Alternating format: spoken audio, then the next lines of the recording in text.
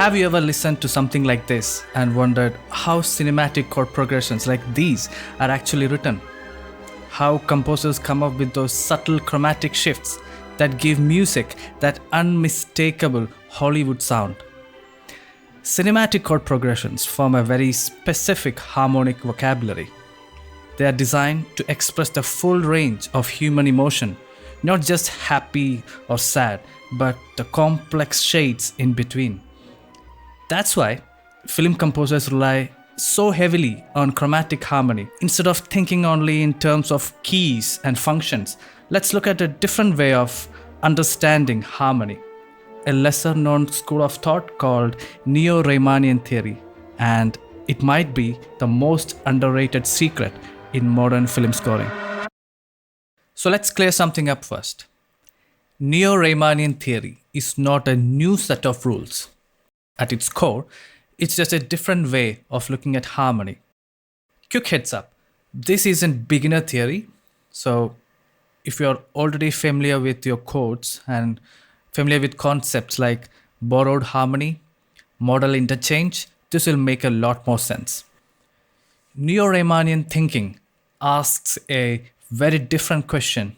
How can one chord change while moving little as possible? How far do the notes actually move? Which notes stay the same? Two chords can be theoretically very far apart, but if the notes move very little, they feel emotionally close. That's the entire philosophy. Minimal movement, maximum emotional impact. And once you start hearing harmony this way, a lot of film music suddenly makes sense. Let's start with the most familiar one. Take a major chord and turn it into a minor chord. So let's take C major. C major. Now turn it into C minor. Two notes stay the same and E goes down to E flat.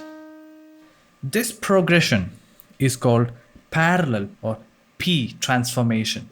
Next we have R transformation or relative transformation. The R transformation connects the major chord to its relative minor chord or vice versa. C major. From C major, it goes to A minor.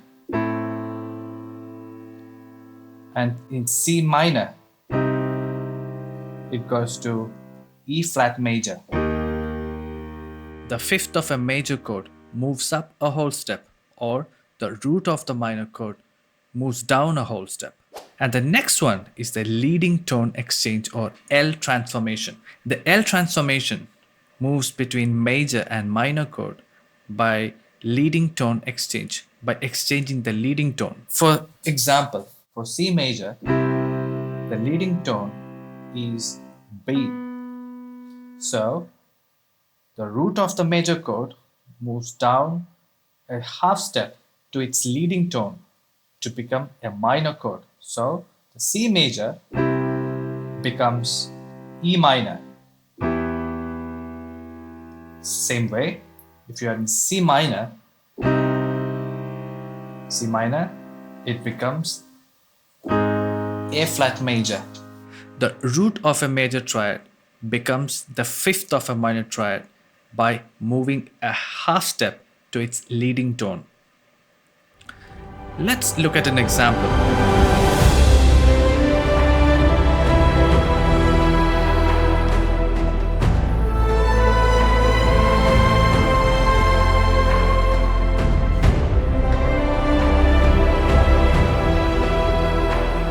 Now, once you understand the parallel, leading tone, and relative transformation, something interesting happens. By applying them in certain order, you get a second layer of transformation.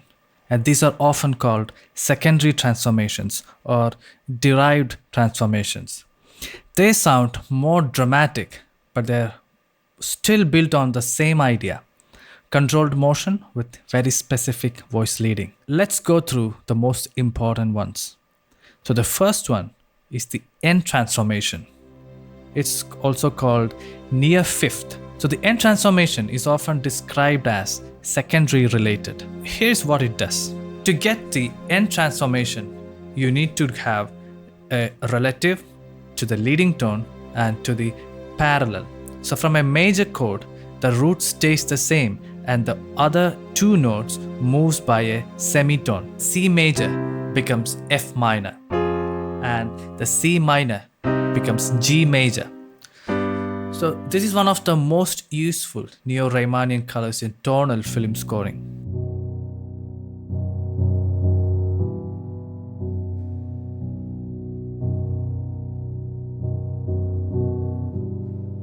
So the next one is the F transformation. So it's also called far fifth. So the transformation order is LRP. The C major becomes G minor and the C minor becomes F major. So what changes compared to the end transformation? Still fifth related, still one common tone. The other two notes move up by a whole tone as the voices travel further than N, which moves a semitone. It's called the far fifth.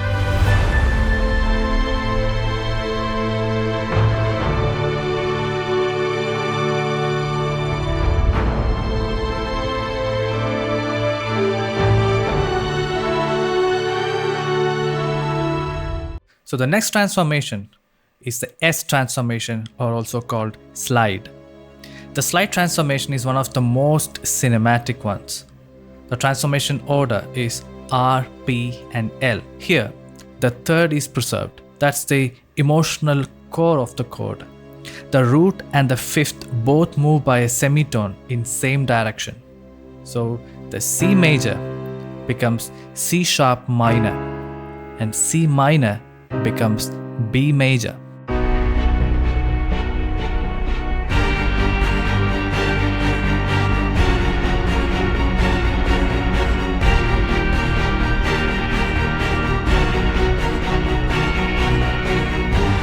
So the next transformation is Hexatonic Pole, or H transformation.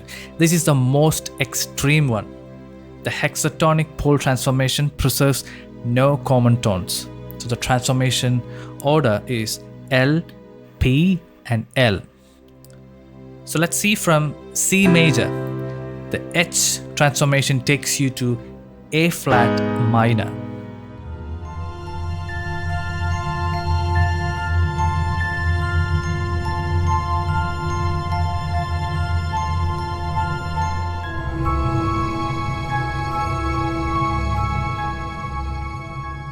So the next transformation is T2 transformation. The transformation order is LR, LR. In T transformation, by the N means the number of semitones. So T2 is a uniform transposition by two semitones. Every pitch class is moved by a whole step. The LR, LR transformation is another cinematic chord relationship heard in countless John Williams film scores. If you are a C major, it becomes D major.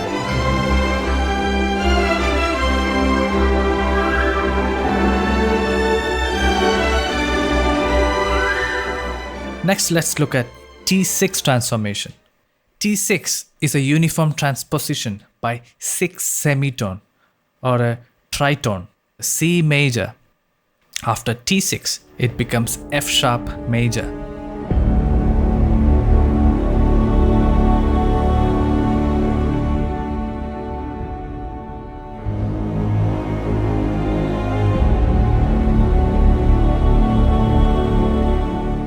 Neo-Reimannian theory is something you can think about while composing, but it works best when you use it as a way to explore harmonic colors and not as a set of compulsory moves.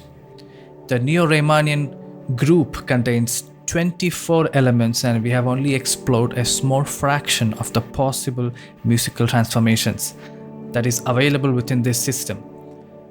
This video was meant as an introduction to the core ideas of Neo-Reimannian theory and how harmony can move through transformation, proximity, and shared structure rather than through traditional functional progressions. If this video changed the way you hear harmony even a little, The next one will take that idea much further. One of the biggest secret ingredients in professional film scoring is the use of chromatic medians. They're everywhere in modern cinematic harmony. In the next video, we'll look at chromatic medians, why they work so well on screen, how composers use them effectively. I'll see you there.